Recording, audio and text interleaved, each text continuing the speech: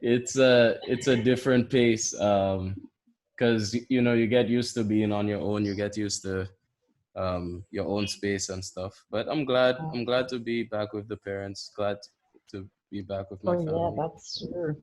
I You know. forgot about the whole space thing. Yeah. Not me. I like my space. Yeah, man.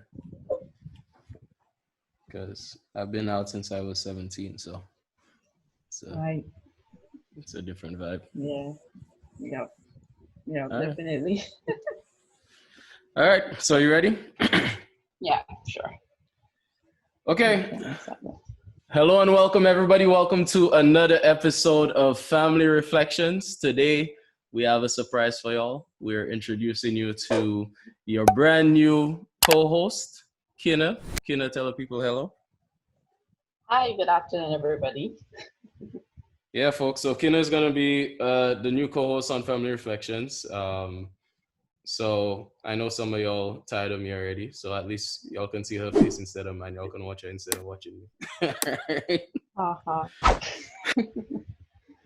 Yeah, man. So, Ken, I feel like one of the ways that it's good to help people get to know you is to kind of tell them some things that some people might not know about you, right? Can we do something like that? Yes, sure. What don't people know? Okay, so I'm a twin. I think I still have some friends who don't know that. So I have a twin brother. I didn't know that. Yes, yes. A lot of my friends don't. It's weird. Um, I love gardening. Yes, I have my little garden, and yeah. Oh, good one. I have held the world's rarest snake, which happens to be the St. Lucian racer. So yes, The world's that's an most rare accomplishment. snake is hold on. The world's most rare snake is the St. Lucian racer. Yes, so it is said yes. Yo, And I I just held it, Kelly, and I actually held it on my birthday. I think that was in 2017 or 2016, thereabouts. Yes. It okay. was amazing. It was an amazing experience. Is it poisonous? No, it's not. All right. So it's It's more just a like tiny, it's a very small snake. I'll have to send you that picture. It's a very small snake. a worm than a snake, huh? Uh, a little bigger than that because we actually do have the worms and stuff, which happens to be unique as well. So I'll definitely be sending you that picture after the show. Hey man, you learn something new every day. Huh? Yes. I wouldn't ask you to do it if I wouldn't want to do it myself. So I would say three things people huh, three things people don't know about me at all. Mhm. Okay, well, I think a lot of people think a pilot because that's what I started doing in college my freshman year. And I got the first license that you get, which is a private pilot's Right. license. And then after Mhm. that, I moved into engineering. So I'm actually an engineer. And there's some people that think I'm a pastor too. So I'm not a pastor. I'm an engineer by education, and yeah, now I'm moving slightly in some other directions as well. So there's What that. other directions? Yeah, man. Like I'd say my overall life direction right now is more so towards entrepreneurship um, Okay. than it is engineering. Although I wouldn't rule out the possibility of going back towards that direction one day or something. So, all right. The next thing is I can't stand fries. I don't like fries. Are you Yeah, kidding me? yeah. Like, are you serious? Like There's a any story type of behind fry, it. like sweet potato fries or just regular potato fries? So the regular fries is the one I hate the most, but even the rest of them is like I don't understand why people eating this, you know. So yeah, I, Did you get too much of it as a kid? What's going on? something I'm along those wondering. lines, you know. Yeah, it was something like I just had too much of it, and after that, I say I can't Yeah, stand usually this. that's the case. Everything in moderation, Kenny. Yeah, man. I'll tell you the full story one day, but Yeah, I guess then fries, man. And then did I say three things? I don't have a food No, thing you've for not. y'all. Um, Hey, I said three things. Come on. all right. So the other one is I am a multi instrumentalist. I play a couple of instruments, so music is a big part of my life. Uh, pretty much as family reflections is a big part of my life. You know. Hey, So, hmm, yeah. good. So that's three things about me. All right, folks. So, folks, before we even continue, I want to tell y'all, if you're watching, that I know this whole family reflections show isn't just for us to talk. Y'all get to say what y'all need to say as well. So, if you have any questions, any comments, anything you want to discuss, check us at iyanolapictures@gmail.com. And I'm going to put it somewhere. Well, it's probably going to be on this video if you're watching this. All right. So check us there. All right. So I already warned Kina before we started the episode that I'm getting used to having a co-host. so so You're gonna get used to yeah, you might have to stop me from talking, huh? All right. it. Yeah, man. Alrighty. Yeah. So Alrighty. Kina, from the inception, we as a show, we've been all about stories and issues that people uh, want us to talk about, things we think that affect both St. Lucian society and Caribbean society as a whole. Um, Right. I know when we talked a couple of weeks ago, you told me that there's some social issues and some things that you're passionate about. Can you tell people a little bit about your background with that, or what it is you're passionate about? All right. Um, well, most people who know me would know that I'm very passionate about youth development and social work. To the point where I'm towards completion of my degree in social work, minor youth development. I've been involved in a lot of youth stuff, from the National Youth Council, being their field officer, to being a PRO, being the vice president of the Shows and Youth and Sports Council, and a lot of various other organizations that I've been affiliated with. For me, youth development is key. I would say so because this sounds cliche, but indeed the youth are the future. So my goal has always been to be part of enhancing the opportunities for youth and allowing them to be part of their own successes through hard work, dedication, and consistency. So that is my niche. That is where I'm free and I love being basically. Huh. So, okay, let me ask you this. You said that the youth are the future, right? Mhm. What right now, what sort of future do you think we're looking at? Well, right now, if governments don't take the youth more seriously, I would say a very scary one. I think because of the fact that governments have not acknowledged the impact of youth and they've not made the necessary investments in programs or policies geared towards enhancement of opportunities for youth, this has affected how our society has been. When you look at the link between opportunities or the lack of opportunities thereof and crime and violence, there is indeed a tremendous link, and that link continues to be proven. So, for me, our future can be good, but like I said, unless governments are ready to acknowledge youth and the force that there is in youth, we may not. We may have a really dull future, unfortunately. Okay. Let me rephrase the question. So I want us to be a little more specific, right? So let's say Mhm. in the next 40 years, right? When I'm already old and gray and my waist hurting me all the time, right? In the How do next you 40 tell me years. 40 years? With the way Corona is going, I don't even know what tonight might look like. You tell me 40 years. Okay. you Okay, know, let's look at it. but I mean, hold on. I mean, even with the way Corona's going, I think everybody watching this right now, as crazy as things are, we all have in the back of our heads that we have this hope, and you can call it maybe being overly optimistic, but everybody has this hope that things will go back to normal, right? You feel that way? Do you not feel that way? You feel like all is As lost? normal as it can be. No, not definitely not all is lost. Definitely not. But normal in the sense that there will be we would be considering what is happening now and making adjustments for the future in that sense, yes. So, okay, being more specific again, you think people would be wearing masks forever? No, they're not even wearing it now. No, well, that's because in St. Lucia we're lucky, yeah?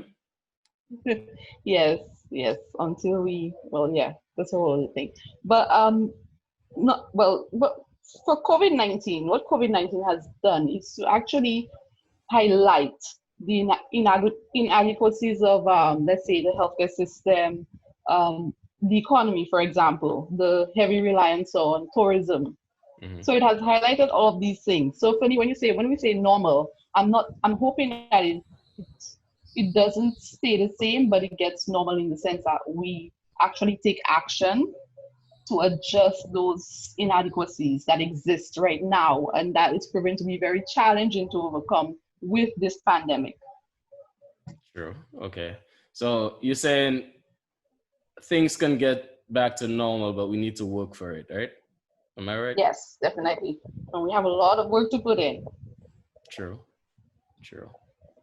But going back to my original question, right? Okay, so let's say in the next 40 years, because you've worked with youth so much, right? So you have a very informed perspective on how young people in the generation after us, and even our generation, think.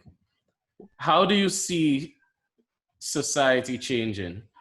Not only in St. Lucia, but in the Caribbean. First off, when it comes to, and I'm glad that in your three things you said you might be moving into a new direction, that's entrepreneurship. What I've been noticing is this trend, the growing trend where our young people are becoming entrepreneurs. Not growing quickly, but it's growing. So definitely we have to take into consideration entrepreneurship. Again, with lack of opportunities, the high unemployment rates, we have to find something. We have to find another means to be financially stable, basically. So a lot of our young people, we're actually engaged in a lot of programs and training programs, skills generation, and all of that to actually allow them to become entrepreneurs. Okay. We're too focused on teaching our youth to actually be employees. We need to develop our entrepreneurship base. So going forward, I think that would be a very sustainable option. We also have to look at technology. And even now with this whole pandemic, you and I were conversing using Zoom. So definitely technology will be playing a significant role in our future in the next 40 years. You will see things that are happening now becoming possibly almost a new normal, I would say. Things like what? Things like what? Having flexible working spaces. Right. Yes. Not being too demanding when it comes to physical presence in that sense. So yes, do things like that. The youth are very innovative. They're creative. I'm seeing an increase in talents such as artists and stuff. Back in the day you will not see a person saying I want to become an artist, I want to just paint, I want to do this. But we have people like Mr. Simeon and others who are up and coming, who are changing the whole dynamics of the type of jobs that we can get into and the type of work that we can look at. So all of that, I think in the next 40 years, we'll be seeing that little shift towards technology, entrepreneurship, and the type of careers that our young people are moving into. Right. And I'm glad you mentioned the arts aspect of it, because I'll give you my experience growing up. Right, growing up, I remember, you know, Vision de la Vie. Vision de la Vie is what existed before Iyanola Pictures, right? And it was a church drama group, and then started making films, and then we started Iyanola Pictures. Um, but there's always been this sentiment behind the scenes where people feel like you can't make a living from creating entertainment. You can't make a living from creating films in Saint Lucia or in the Caribbean. Um, but I think we're here to change that. I really believe that Iyanola Pictures as a company, in the next 5 years, will revamp and reshape the Caribbean film industry. And I think you're right about the art thing. I'm also involved with Lucian musicians, and I try to avoid talking about Lucian musicians on this platform. But Lucian musicians goes towards the same vein that you just mentioned, because we're highlighting and pointing out that it is possible to build a career as a musician in the Caribbean, and rival that of the careers of people from other places. Right. So, yeah, man, that's very important to me, what you just mentioned. Um, Art being a viable career for people. Yes. Yeah, because growing up, if you remember growing up in school, arts and entrepreneurship were not viable options for anybody. No. That's not It what looked like a anybody complete was taught. loss. Right. So yeah, you'd be like, what do you want to be when you grow up? I want to be a doctor or a lawyer or a nurse, this and that. You know, the usual stuff. Nothing, these things are a bit scary, and it's like, oh, you're not going to make it. You're not going to be successful. There's no avenue for this in the Caribbean. Nah, that's changing. Yeah, and technology again is helping that change. Exactly, and especially for the young people watching this, I want to encourage y'all. There is a balance between taking the advice of those who have come before you, and also seeing where people have taken their own limitations and are superimposing their experience on your life. So some people think that, oh, because I couldn't do it, you won't be able to do it either. Right? And sometimes that's true. But sometimes it's not, okay? All right? Sometimes it's not, and you definitely want to catch the times that it's not, to make sure that you don't let somebody's shortcomings become your own. Okay? There is also, I mean, we acknowledge that, and we have to also look at, we always tend to say, oh, it's not going to happen for us, or it's never going to happen.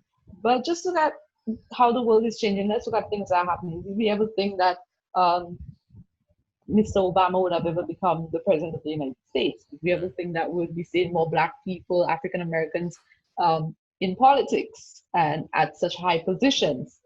All of these little things. So it only takes one person to actually work and make concerted efforts towards being the change and towards making the impact. All right. While you were saying that, right, I kind of got caught because I stopped and started thinking about which one is right to say. Do we say, because I know everybody's very sensitive on the terms that you use nowadays. So is African American right, or is Black right? Because that's why I said Black and then I switched to African American. All right. Because yeah, listeners, if y'all know, y'all can email us or something. But on the episodes with Mike Nixon, I was saying African American sometimes, and then I was saying Black sometimes, because I wasn't sure. So I was kind of jumping around in between the two. Yeah. I don't know. Yeah, it's so sensitive. Yeah, but hey, we're not afraid of sensitive topics, right? No. Are you? Or you just saying no because we're on the episode? No, in general. I mean, I have a loud mouth, and you have to speak from a factual perspective at times. So if you're sure and you're confident about what you're saying, then yeah. But of course, I'm open up for correction. So yes, if anybody knows the correct term to use, please let us know. All right, all right. So going back to you working with youth, right? Um, Mhm. from your perspectives, and I know we're in an election season. Are you talking about any government or This is any? why I did not wear a yellow shirt, Kenny. I actually had a yellow shirt. I can give you a little story here. I actually had on a yellow top. I said, okay, Mhm. I'm just gonna wear a yellow top and see. Then I'm being told, in this era, did you not see what happened to the other young person? And then I'm seeing videos, of Johnny LeBon and various other people, my friends, Rajan Montut, and all these people who were being targeted because of what they wear or what they say or something like that. But yeah, so I just didn't wear my yellow shirt, but I'll be wearing my yellow shirt in the next episode, definitely. Oh my gosh, man! Why? Why are Or people? red or whatever color, right? Whether it be red, yellow, whatever color, I'm gonna wear my clothes. It's my clothes, okay? Just saying, viewers. Listen, man. I have this chapter in George Road. So I wrote this short book called George Road, right? Mm-hmm. And there's this chapter which is actually based on a real story, but I'm not going to say the details of the real story because I don't want to be targeted, like you say. I don't want to become a I'll target. be I'll be finding out. But so I just point out in the chapter how ridiculous it is when people get behind these party lines. It's one thing to be loyal to a certain party or a certain philosophy or something, but don't Right. let it blind you to the facts. Don't let it blind you to Yes. actual concrete policy and direction. Right. You know what I mean?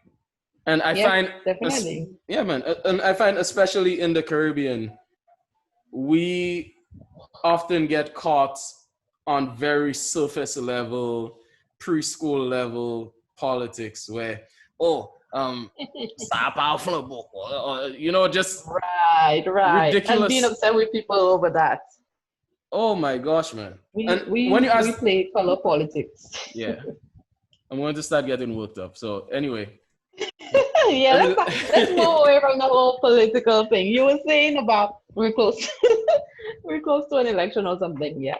right. So yeah, aside from the election, yeah, and all that stuff, what would Mhm. you say that Caribbean governments have done right and what have they done wrong when it comes Hmm. to youth in the Caribbean? Hmm. Very good question. I would say what we've not done right is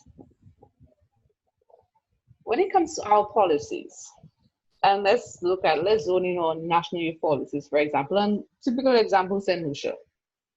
We are yet to have an established youth policy. Recently, I think in 2016, we drafted a new policy by Ms. Eversley was a consultant on that. And it was recently tabled to Parliament, from what I was told. Cabinet, it went through Cabinet, but it was rejected. Um, I think the National Youth Council did come out and ask questions with regards to that.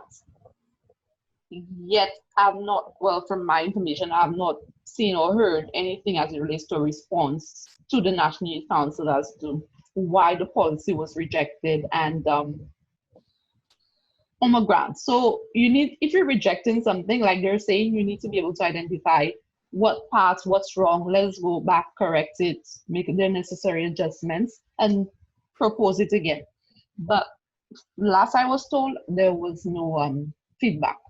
So in just establishing a national youth policy for the individual countries, I think that is a necessity because that's where it all begins. If you don't have a national youth policy, you're basically having all these organizations and youth councils just operating a bit blindly, sort of, Right. without that document. You can't do much. In addition to that, I would hope that these councils, these organizations are actually getting the financial support that they need to carry out a lot of the programs that are necessary, such as a lot of the social programs for our youth. If we want to actually have positive youth development, and if we mean it when we say we want the youth to be successful, we want them to be resilient, we need to be able to support those programs. And it's not just talking and saying, I support this. You need to put your money where your mouth is, basically. So there needs to be that level of financial support. So just that, yeah. So we need to have established national policies, and we need to have financial support, basically subventions to the councils. What have they done right?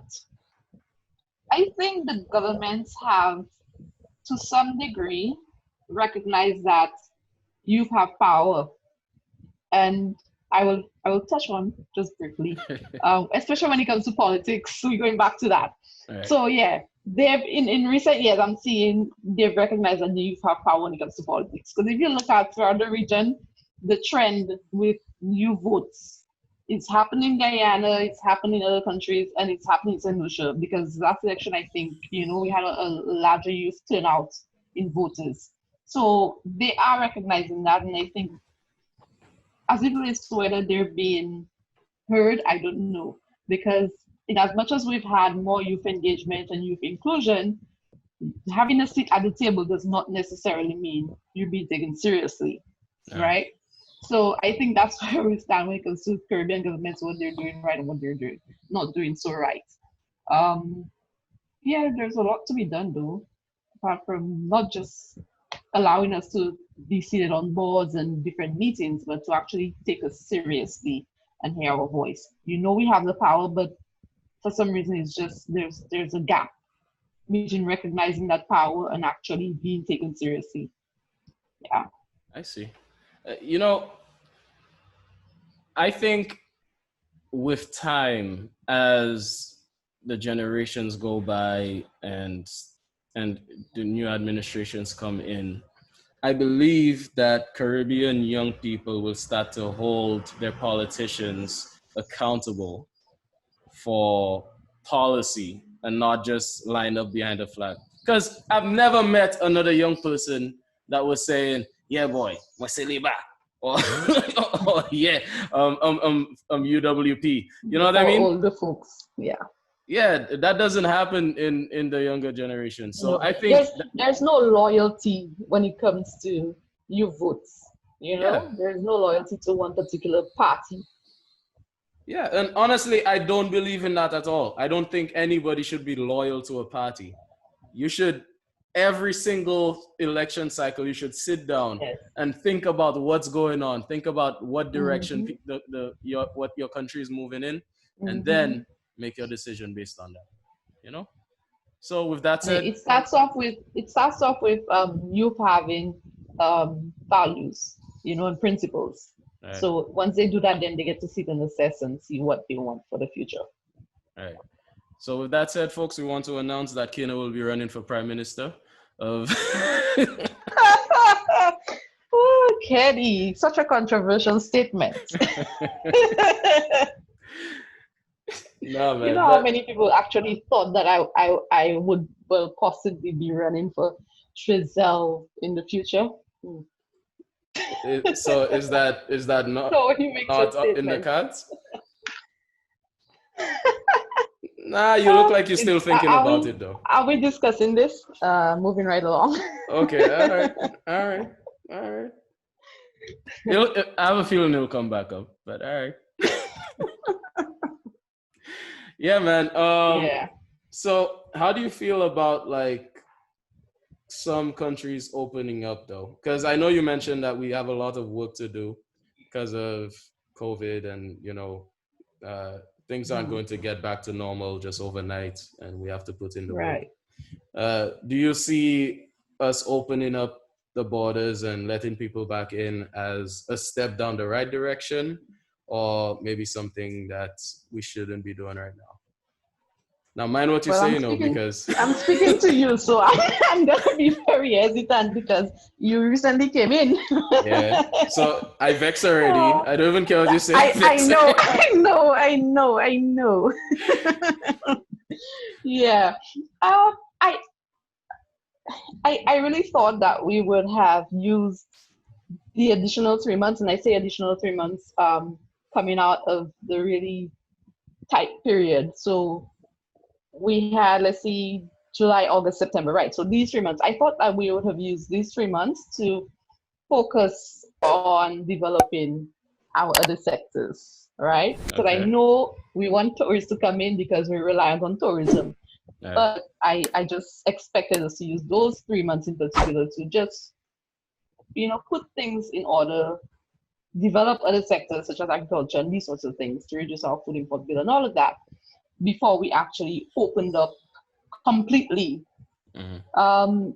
I don't have a problem with returning nationals, our citizens, our people are always welcome. Then we should have to come back to their country, no place like home. I don't have a problem with that. But when I see, actual foreigners coming, I wonder, like you said, where they going, what's going on? So, they're actually coming from the countries with all the corona and, the high numbers, death rates and all of that. So for me, we should have taken it step a little slower. But I don't have a problem because at some point we would have to open our borders. At some point, we cannot stay closed up forever. People, don't be unrealistic. We cannot. We will not survive All being closed up forever. No. You want But to know? there is work to be done in our Yeah. agricultural sector. No, I agree. Um, you want to know how I see tourism as an industry? Mhm. Imagine a young girl, right? A young, pretty girl but she's smart. Like she's smart, she's talented, she can do stuff. Um, but she decides that the quickest way for her to earn money is to use her looks, right? And because she's pretty, it works. Of course it works. She makes the money because she's a Right. beautiful girl, right? But she's also intelligent. She also has skills. But she decides to use her looks, But and she's gonna that's age at some point. exactly. And that's how I see tourism. Because what happens is a country like a Caribbean country we use our natural resources, which is our beauty. We have the beaches and we have the temperature, and the breeze. We have all that stuff, Everything. right? And so the regional governments say, listen, that is a multi-billion-dollar industry that we need to tap into. So let me use that to generate employment. Let me use that to feed my country. But here's the thing, though. One day, it's an industry that could disappear in one day. You know what I mean? Like Very one much day, so. yeah, there's some bad experience with some tourists. People just stop coming. You know? We live in the Caribbean, the tropics. Obviously, we're prone to hurricanes and storms and all of that. So, yeah, it That's could just how I vanish see in it. no time. Yeah. By the way, Yeah, I listeners, get y'all you. y'all hearing that snoring, right? Can y'all hear the snoring? Now you have me listening attentively. No. So y'all know Murto from Rivers of Blue? Murto, they're snoring, boy. On the And I'm not waking her up intentionally. I'm going to let y'all listen to the snoring while we continue the episode. Unless Oh, I just that's woke her up. true, man. I think Was I she just woke sleeping her up. before we started? I just woke up. Check out. She just waved. She just waved her head at me. Oh gosh, boy. But yeah, man, y'all heard some snoring from Murto this afternoon. Yeah. So hold on. Before we move on, I want to tell you a little bit about my quarantine experience, right? Because I feel like there's still people that are afraid of, the visitors coming in. Let me tell you, the real issue is not the visitors coming in. I feel the real issue is the people in the country, myself included, who are comfortable because they know there's no COVID. Right now, they know there's no COVID on island. Everybody's recovered. So people not wearing masks. Last night I was at a Mhm. function and none of us had masks. I was at the function there, there was Kenny, you need licks. no, hold on. I brought my mask with me, but the whole mask thing, a lot of that is peer pressure because if people come somewhere and they see nobody else has a mask, you don't want to be the weird person pulling out your mask looking straight. Let me tell you. I had to go and see doctor or something. I think I traveled to the city or something, and I put on my mask and I was walking through, and then person was with me like, "Why are you wearing your mask? No, I have a mask, no, whatever." And I'm like, "No, I have my mask," and I couldn't be bothered. I had my mask on. Well, no, kudos to you. That's what I probably should have done.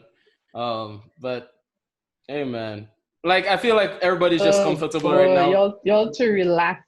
Yeah, everybody's relaxed, man, because everybody just like, you know, the COVID thing is just overseas. Too sweet. Yeah.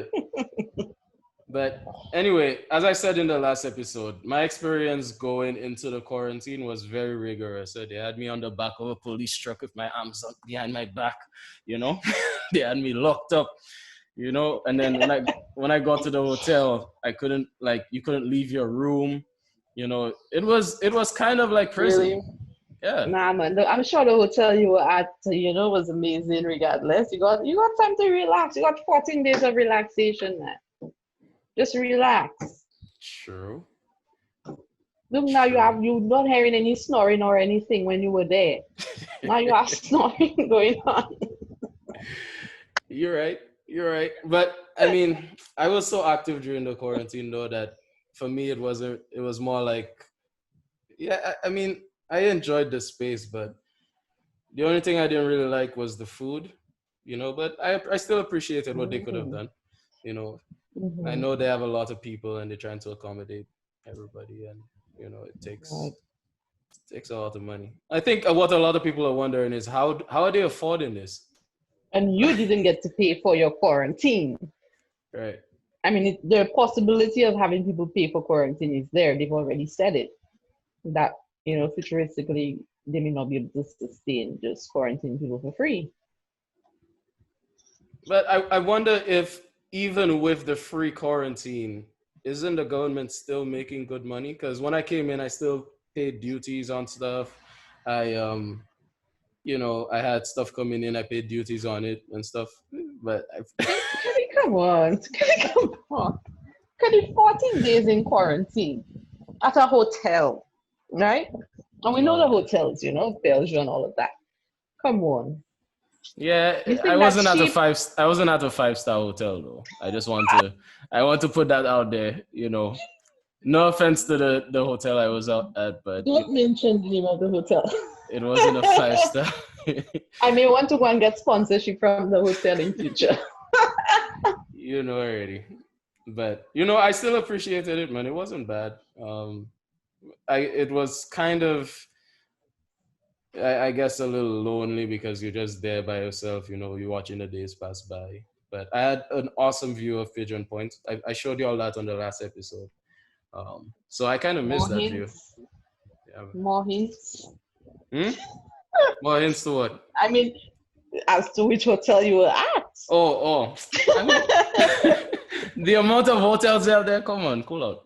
They have a good amount of hotels. We all know there are only this set of hotels being used for quarantine right now, and the other one is nowhere near Rodney Bay. Nah, man. So, remember, I haven't said anything bad about them. I just said the food they were giving me, I didn't like it too much. It wasn't 5-star. And it wasn't 5-star. And I think they know they're not 5-star because. Do we have any 5-star? Well, yeah, we have 5-star hotels in San Jose. Which one? Yeah, we do. Jade Mountain. Oh yeah. There are other hotels. I mean, let's not start naming them. People like, why you didn't name me and all of that. But there are a lot of other hotels, that are really good. Ladera, all of them, they're amazing. Yeah, man. We have very good hotels here. Sure. But You're not gonna get me caught up. So, listen. Let me tell y'all something, listeners. I don't do these episodes in fear. It's just me and y'all. We talking. I telling y'all what's on my mind. I think Kina will act as the good cop, and I'll be the bad cop. I'm going to say. Well, when you have when you're talking about youth development and you want to run programs, you have to think about future sponsorship. I mean, Keddy. Yes, sir. Look, you want to be an entrepreneur. let me tell you something. The people know I Don't say hold us to anything. it, people. Don't hold us to it. I haven't said anything bad about them. So if they vex with me, I'm okay with that. I can Yeah. take a little We're gonna vexation. come there. We're gonna visit the hotel, Kenny, after this whole COVID mess and after they're no longer being used as a quarantine facility. We're gonna visit so you can actually give the people a proper rating. I don't know about all that.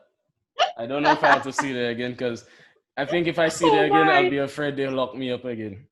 Okay? Oh boy! Oh boy! Yeah, Oh boy! even when I was leaving, right? I'm leaving. I'm already Mm-hmm. cleared. I already got this because they make you take another test before you leave Yes. to make sure that Mm-hmm. you're still negative. So I already have my negative test. All my stuff, you know, my sister was coming to pick me up. I move all my stuff from my room to the front.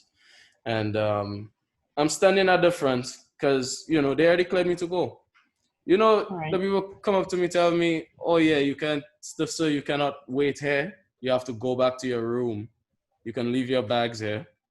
You have to go back to your room all the way at the end of the hotel and wait there until your sister pulls up or until your ride arrives. They would be putting me on one of these things. They put the luggage to escort me back to the front. I will not walk. Even that, like, I understand they're taking precautions and they're doing what they can do, but Yeah, the staff has to be safe as well. by the way, the staff they have, in my experience there, it wasn't like hotel people there, it's actually a medical facility. That's what you're Oh, treated at. Like, I didn't know that. Okay. yeah, even the people coming to your rooms, they refer to you like you're in the hospital. Like it's a medical facility. People think when you land, you go into a hotel and you're getting treated like a hotel guest. Nah, you get I in. thought that's what it was. Yeah, man, they bring you clean sheets and Mhm. you're on your own. You had to make your own bed. Yeah, I had to make my own Oh, bed. Like it's an actual medical facility. People don't know well, this. yeah. I would expect that anyway because you have to limit interaction. So Yeah, yeah, do man. your own things. So did you have like do they provide sanitizers and stuff to you, or you had to bring your own, or what's going on? So I was fortunate because I had some stuff with me that I brought from the States. Hmm. I didn't have sanitizer, but I had soap and stuff like that. Okay. Um, but the stuff I had in my bathroom is just like these little body wash things that the hotels Hmm. give you. The The size travel of cycling. yeah. So Okay. yeah, that was. Let's just say I'm glad I walked with what I needed to walk with. You know what I mean? So how do you get your food basically? Like they leave it at the door for you. They come in, hand it to you. What's I'm so glad you mentioned. I'm So asking because I want to know what level of interaction you had if you had to use any, products after and stuff. yeah, let me tell you. Let me tell you. So, by the way, guys, if y'all can hear Riley, we have a dog here, and the dog is retarded, and my sister loves it, and so she'll be vexed with me for saying the The dog dog is is not retarded. retarded. The dog is mentally ill. All right. You I, couldn't tell the dog to be quiet during the show. I had to tell mine to be quiet. It's sleeping. It listened to me. yeah, I know these days I don't think you're supposed to use the word retarded, but let's just say the dog is mentally unstable. All right. Okay. But anyway, going back to the food, Yes, right? Mr. Vet. Mm-hmm. Going back to the food. So every day, these people, because people think when you're in the quarantine, you can just sleep as long as you want to sleep, wake up when you want to wake Mm-hmm. up, and stuff like that. Yes. No, every morning on Monday through Friday, weekends too, you have to be up at around 7:45, because they're going to knock on your door, hand you your plate of food, and they're going to be back at about 12:30, do the same thing, and then for dinner, they come back at about 6:30 or so. They hand you your food. That's it, right? You get two little bottles of water about the same height as my hand. You mean no, wait. You mean these? Yes, that they give you two bottles of water just like that, right? And you have tea. They give you tea in the morning and stuff like that. But that's the schedule. And then on, I think it was Tuesdays and Thursdays, you get clean. They call it clean linen. Linen. Is it Mhm. linen or linen? Which one? I don't know. But Linen. okay, Mhm. linen. So they bring you clean sheets, all right, and Mhm. you have to change your bed, give them all your dirty towels and stuff like that. Put it outside of your Give a door. garbage bag to put it in. Yeah, yeah. So they give you Okay. garbage bags every day, and that's the Okay. schedule. And you have to be on the clock. You can't go to sleep. And the other thing is, they every morning and every evening, they come by, check your temperature, right? So you hear a loud knock on the door, you have to go. All Somebody has a right, but you temperature could have gun. slept in.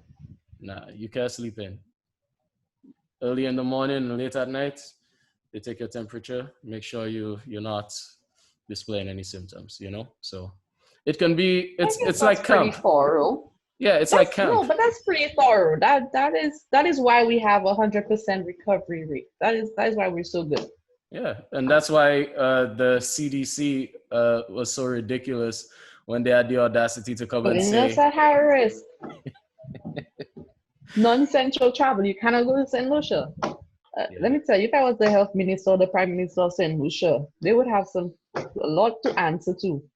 Whether they group in St. Lucia as part of the whole Caribbean and they're making a generalized statement or not, you don't do that. That well, one was ridiculous. I'm not going to go too deeply into my thoughts on the matter because you know I have lots of American friends and I still love you guys and I miss y'all. But Just prevent them from coming. the uh, America as a country is very cocky, and people know this. America as a We all country know this. is cocky. Like they feel, and you heard, you can see it in Trump's demeanor when it comes to the rest of the world. You know what I mean? Uh, so I think that's part of the reason. Like a lot of these government agencies, they don't even really do research on the rest of the Hmm. world before they make these decisions.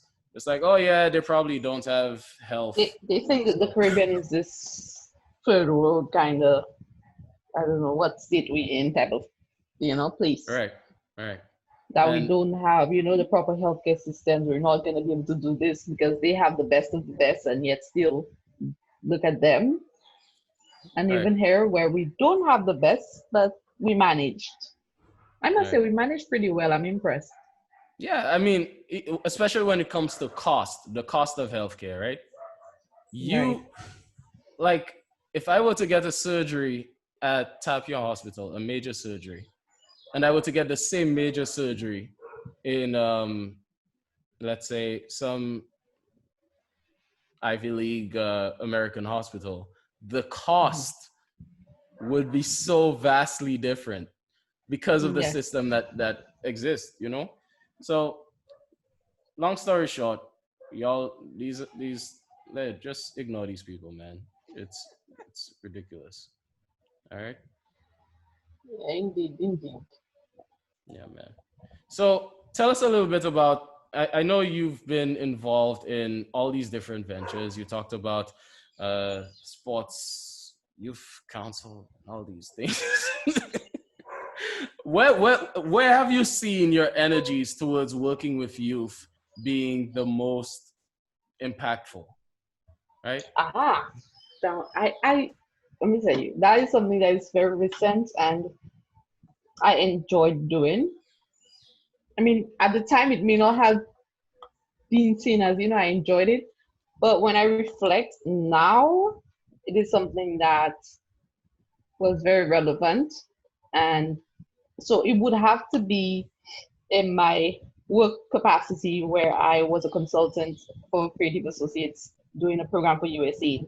Um, working with young people to build resilience, working with families basically to build their resilience and strengthening their capacity to deal with challenges, Mm-hmm. whether it be academics, behavioral issues, and these sorts of things, right?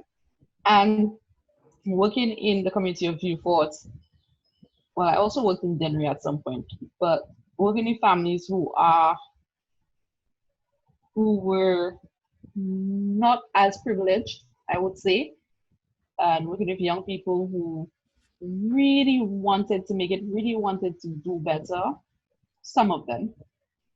That I think was my most impactful in my career and in my volunteering. That was it. Seeing the change in a family that probably was very, how do I put it? They were going through a lot, and it's like you don't know what to do. You don't know where to go to for help. You just feel lost. And helping them empower themselves to do those things, to actually get up and go to the necessary agencies to get the help, to have that level of confidence to speak in getting the help. Because some of the people, our solutions, they don't, I think it's because, they don't have that solid educational background. They feel very shy and hesitant to actually approach ministries and agencies and different people to get help. They just like stay home and rather suffer basically in their poverty and all of that. Yeah. So seeing people feel confident again to actually approach somebody and speak and ask for the help and explain themselves, seeing young people taking their school more seriously, engaging in after school programs and being they felt appreciated. They felt like somebody was really concerned for their well-being. That made the difference. And I think for me, that was an eye-opener. That was so heartwarming, and I definitely felt it and felt the change there. That's interesting. Because there's there's a there's a school of thought that says when you find something that works, you need to really push into it. Find what works and lean into it. Find what works and lean Right. into it. What are some ways that you feel like, I guess, either society, government, or even young people or people like you could lean into that way of helping people even more to make some real change? Definitely, I want to see more society go towards volunteering. I Okay. want us to also be more empathetic and considerate. Don't stay on our high horses and think this can be me or I don't care, it doesn't affect me. We need to reach out, you know. In as much as we say be our brother's keeper, we also have to look out for our brothers and our sisters. We have to make sure they are okay. All right. You see somebody, you don't know what they're going through. There are people in our community itself, like, you could say, hey, this children haven't been at school for weeks, what's going on? How can I assist? How can I help? I don't like to speak about things that I do, but recently I actually provided some assistance to a 9-year-old, Mm-hmm. for school. So there are different little things that each of us can do within our own capacity. We don't have to wait on a business place or the government or any major institution to do. As individuals, I would love to see us open our hearts more and give back. No matter how small, it will be valued, it will be appreciated, and we're making that little difference that will help the bigger picture towards our youth and their future. Oh, So that is what I think can be done. that's very well said. You have my vote. I told you it would come up again, but Oh boy. nah, man. But nah, I'm all up. I'm behind that. I'm behind that. That's extremely well said, and not only well said, but it's something that needs to be executed on. Something that doesn't Yes. just sound nice, but in actual practice, it would make a better Caribbean, a better Saint Lucia, and yeah, I really think It's not that's it's and you say it will make a better Caribbean. I do you remember like a point where you would be able to go and ask your neighbor for a pound of rice or some sugar or that sort of mhm, thing. yeah, Th- This is like, for me, this is very rare to even do now. You don't right, find people opening up their homes. even in countries in the Caribbean, like when I go to Barbados all the time, and I'm saying like people don't even really know their own neighbors. Like Right. how is that possible? Like they don't know who's living next door to them. Right. So we need to go back to some of our old traditions, and you know what our older folks used to do at times. Get to know people, be Here, nice, just here, be nice. here's the thing, though, and I don't want to sound like the bad guy. Okay. Mm-hmm. The thing is, I think it's been shown in practice that you cannot have development, and when I say development, I mean economic development, and maintain the level of cultural closeness that people had with a Mm-hmm. less developed stage. So, for example, I think the reason why you see the level of alienation from neighbors in Barbados that you see is because Barbados is slightly more developed. In St. Lucia, in addition to like people not really talking to each other as much as they used to when my mom was growing up, or my parents were growing up, Mm-hmm. also there's an increase in crime. But the thing is, people don't realize that an increase in crime goes hand in hand with economic development. You know, Right. the two are cousins, and they're always walking around together. You know what I mean? And it gets worse when you have increase in economic development, but it's not being reflected within a certain class. Yeah. In terms of the opportunities. Right. Then you get frustration. You get people feeling strained, the pressures of it all, in terms of these set of people are benefiting from that economic development, and we're still in the same melting pot. We're still there. Then you have increasing crime. So again, it goes back to just being fair, being nice. Yeah. Seriously, you cannot have economic development or growth without trying to bring everybody in. It can't be one set of people benefiting. It Right. won't work. Right. It will not work. And then we say, oh, there's crime in the ghetto or crime here. They don't have the opportunities. They do not. I don't know, because even while you're saying this, I try to think of a solution. And I mean, of course, we could get into a discussion about socialism and capitalism and which one's best and all that stuff. Mhm. I don't know how far that actually goes, but yeah, I don't know. We'll see. We have the We'll rest of see. the year to talk about it. So Yeah. all Yes, right. that's true. So folks, hopefully Kina hasn't changed her mind after this episode. You know, because I was giving her trouble. So hopefully she hasn't changed her mind yet. But You were hopefully, being considerate as well. yeah, I was trying. I was trying my best, right? Yeah, man. But I'm glad that we're in here. We've had our first episode uh, as co-host. I'm going to be trying to get better. She's already the best, so she doesn't need to do anything. All right, and Maybe I think you'll be my campaign manager. hey, man. So, folks, as you can hear, the rain just started falling. But thank you for joining us on another episode of Family Reflections. And Kina, we're glad to have you. Thank you for having me. Bye for now, folks. We'll see you again in 2 weeks. Bye.